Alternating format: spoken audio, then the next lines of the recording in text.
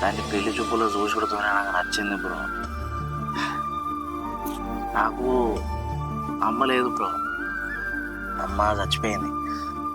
మా నాన్న బాగా తాగి చచ్చిపోయాడు. నాకు ఎందుకో దాన్ని చూడగానే మా అమ్మ చూసినట్టు అనిపించింది బ్రో. నాకు ఇక పెళ్ళి చేసుకుందాం, అబ్బాయి ఉన్నాడు, దీనికి ఆల్రెడీ వాళ్ళు ఎవరు ఉన్నాడు అని తెలిసి కూడా నేను పెళ్లి చేసుకున్నా అంటే అయ్యో అవన్నీ గుర్తుకు రాలేవు బ్రో. నాకు నా తల్లి ఇది, నా తల్లి, నేను మంచి చూసుకోవాలి. నువ్వు చెప్తే నమ్ముతావా బ్రో? ఇంతవరకు పెళ్ళై దాదాపు సంవత్సరం అవుతుంది మా ఇద్దరికి. ఇదో చిటికే నేలు కూడా నేను నా పిల్లాన్ని ముట్టుకోలే. దగ్గరికి వస్తే భయపడుతుంది, లేపుదామని ఇట్లా ముట్టుకుంటే ఒకటేసారి ఇట్లా లేపుతుంది. దాన్నే కాదు బ్రో, అమ్మతోడే చెప్తారు, దాని నీడని కూడా నేను ముట్టుకోలేము.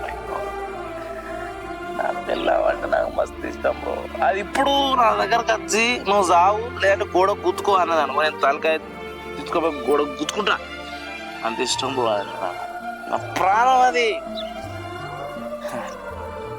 కానీ నన్నే అది పట్టించుకుంటలేదు బ్రో. అంటారు కదా బ్రో, నువ్వు అవతల వ్యక్తిని ఎంత ప్రేమిస్తావో ఆ వ్యక్తికి నువ్వు అంత చులకనవుతావు అని.